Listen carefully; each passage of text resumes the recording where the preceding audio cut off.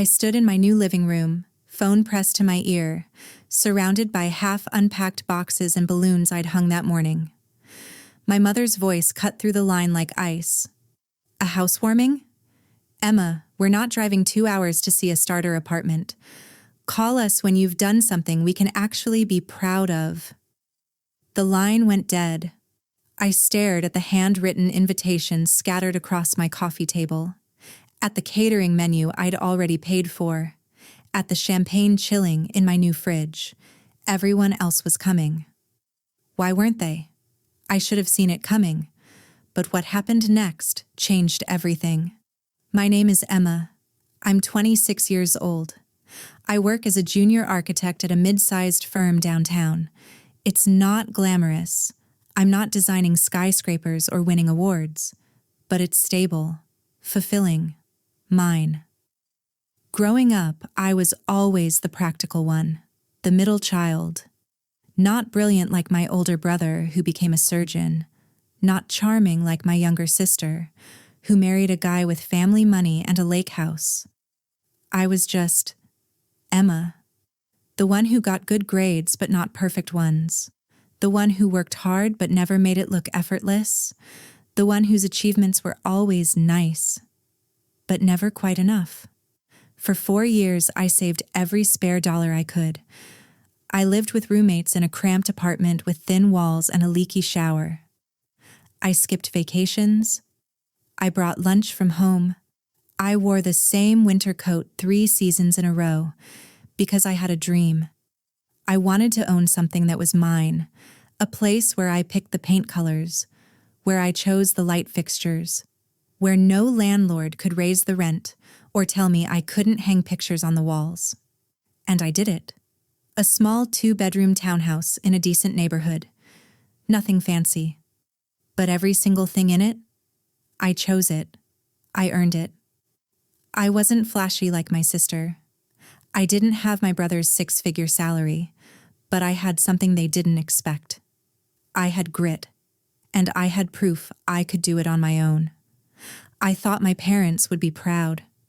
I thought they'd finally see me as more than just the middle kid who never quite measured up. So I planned a housewarming. I wanted to show them. I made it. I'm worth celebrating. Has your family ever treated you like this? Share your story below. What I didn't know yet was that their refusal wasn't just about the party, it was about control. 2 weeks before the housewarming, I called my parents. I was so excited I could barely get the words out. Mom, Dad, I wanted to invite you to my housewarming on the 18th. I know it's a bit of a drive, but I'd really love for you to see the place. I can help with a hotel if... My father barely responded. I heard him grunt something in the background.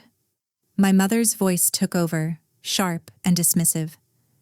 Emma, you know your father's back has been bothering him. 2 hours in the car for a party?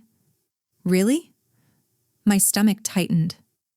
I could help with accommodations. Maybe you could stay overnight, make a weekend of it. She cut me off. It's not about the drive. It's about priorities. Your brother just got promoted to chief resident. Your sister's planning her anniversary trip to Italy. This housewarming? It feels a little small in comparison, don't you think? Small. That word sat in my chest like a stone. Mom, I just thought, we'll see, Emma.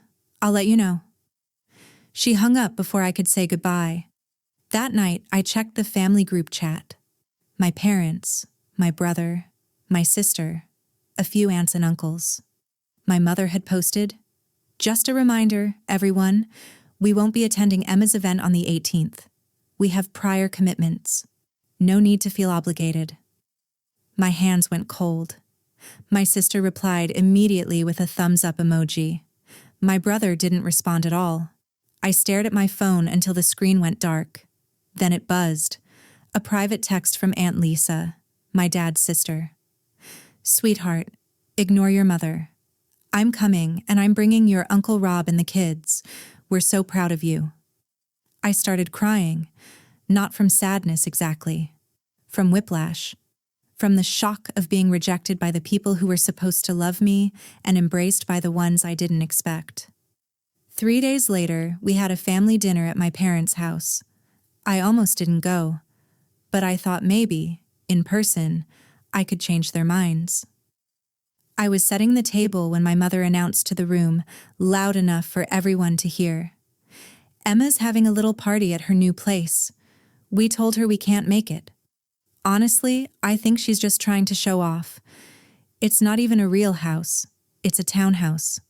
My sister laughed. "Wait, you bought a townhouse?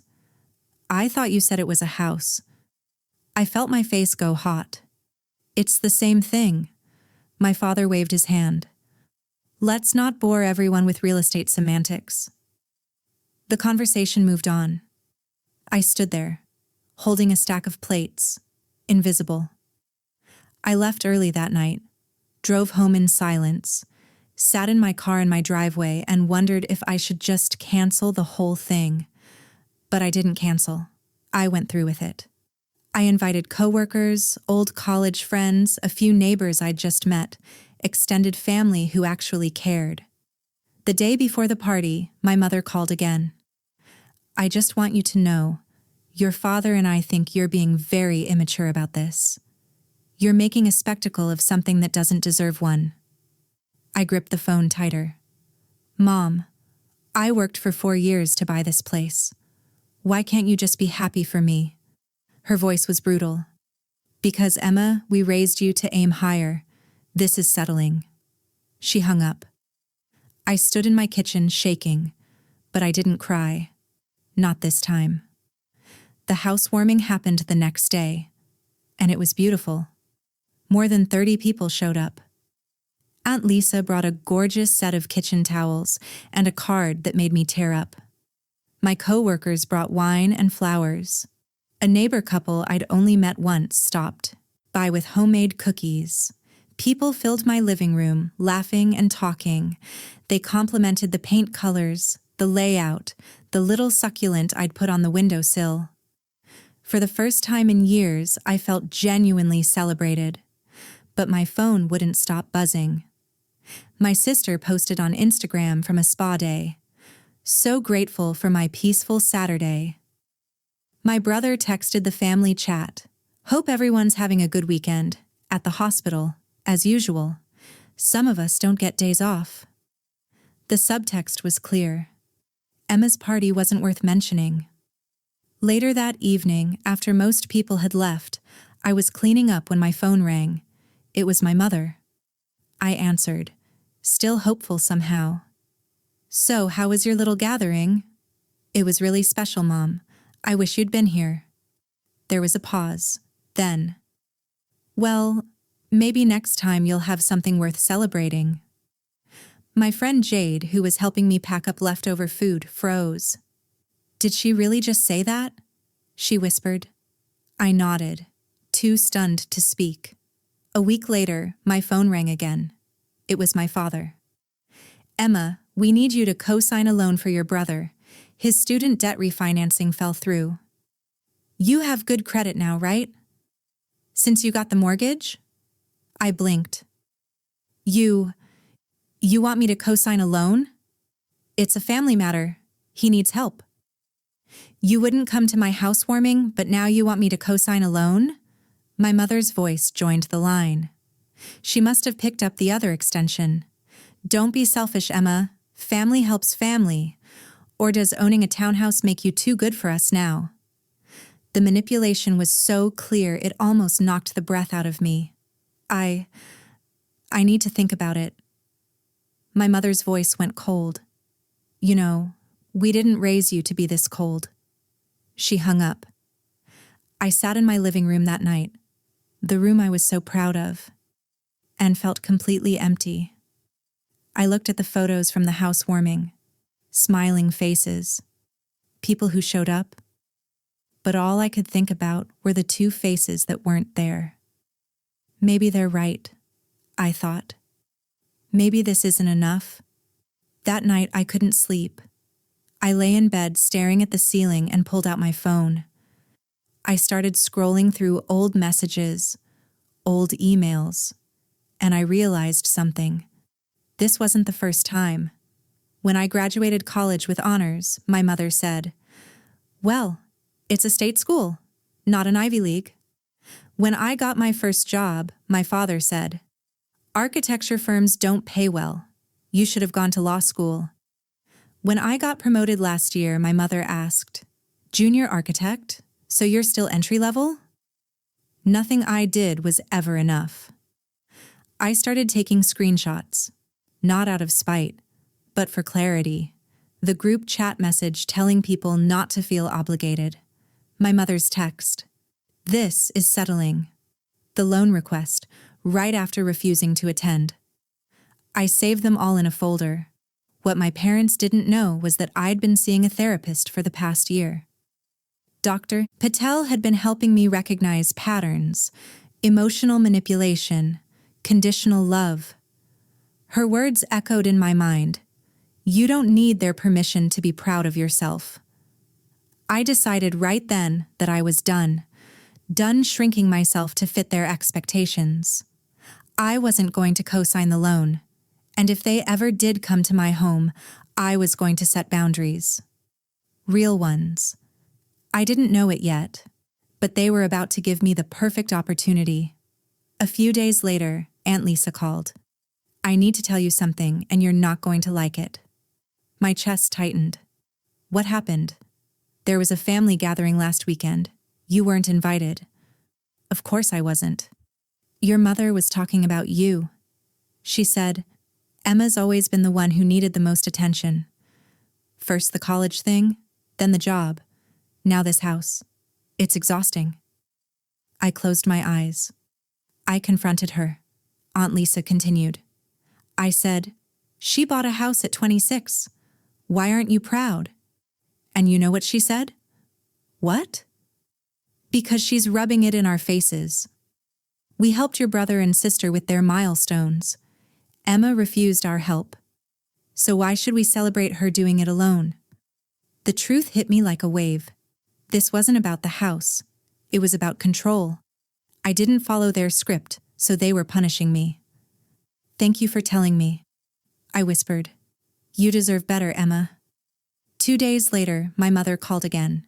This time, she was more insistent about the loan. "Your brother's counting on you. Don't make us tell him his sister won't help." I took a breath. "I'm not co-signing." Silence. Then her voice, cold as steel. "You're going to regret this." My father got on the line. "We've supported you your whole life. You owe us." The old guilt started rising, the old voice that said I was being difficult, ungrateful, selfish. But I pushed back. "I don't owe you anything for doing your job as parents." My mother hung up. 2 days later, I got a voicemail from my father. "Your mother and I have decided to come see this house of yours. We'll be there Saturday at noon. We're bringing your brother and sister. It's time we all talked." My heart started racing. I texted Aunt Lisa. "They're coming. I think they're planning an intervention." She replied immediately, "Good. Let them come. You've got this." I spent the next 2 days preparing. I printed out the screenshots. I organized my thoughts. I reminded myself of every boundary I wanted to set. I was terrified, but I was also ready. The night before, I stood in my living room and whispered to the empty space, "This is my house, my achievement, and I'm not apologizing for it anymore." Saturday at noon, they arrived. I opened the door. My parents walked in first, then my brother, then my sister. No one said hello. No one complimented the house. My mother looked around and said immediately, "It's smaller than I thought." My sister smirked. "You paid how much? For this?" My brother stood with his arms crossed, silent. I offered them tea. They all declined. We sat in my living room, the room I'd painted myself, the room I loved. My father started. "Emma, we need to talk about your attitude lately. You've been distant, cold. We're concerned." I took a breath. You didn't come to my housewarming. You told the whole family not to feel obligated. But now you're here because you want something from me." My mother cut in. "That's not fair. We're here because we love you." I looked at her. "Do you?" "Because it doesn't feel like it." I pulled out my phone. I started reading the messages aloud. "This is settling. Something worth celebrating. She's always needed the most attention." My mother's face went red. "Who told you I said that?" "It doesn't matter. What matters is it's true. You didn't come because I didn't follow your plan for my life, and now you're here because you need me." My sister jumped in. "Oh, please. You've always been dramatic. So Mom and Dad didn't come to your party. Get over it." I turned to her. "You got a $50,000 wedding gift from them. I got criticism for buying a house on my own." My brother finally spoke. "This isn't about money." "You're right," I said. "It's about respect.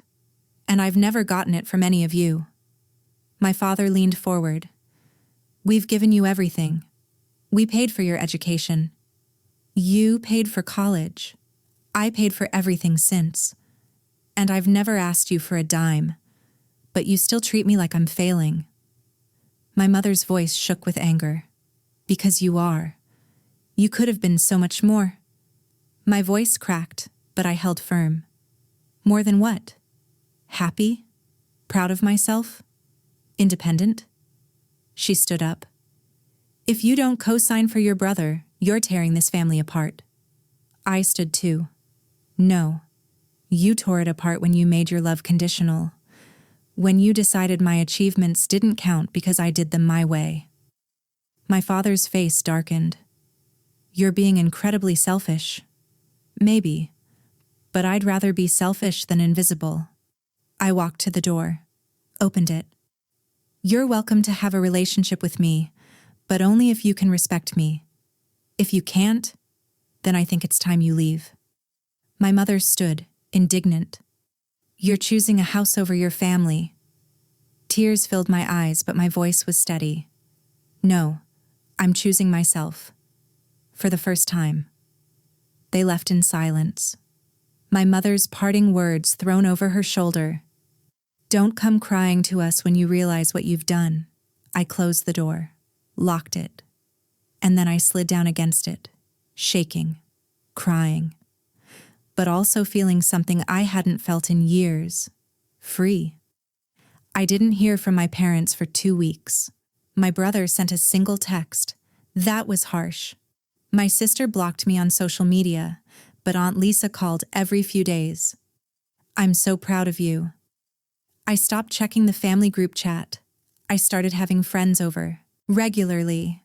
My home became a gathering place for people who genuinely cared about me. I framed a photo from the housewarming and put it on my mantle. 3 weeks later, my father sent an email. "Your mother and I are still upset, but we're thinking about what you said." It wasn't a real apology, but it was the first time they'd ever acknowledged my feelings.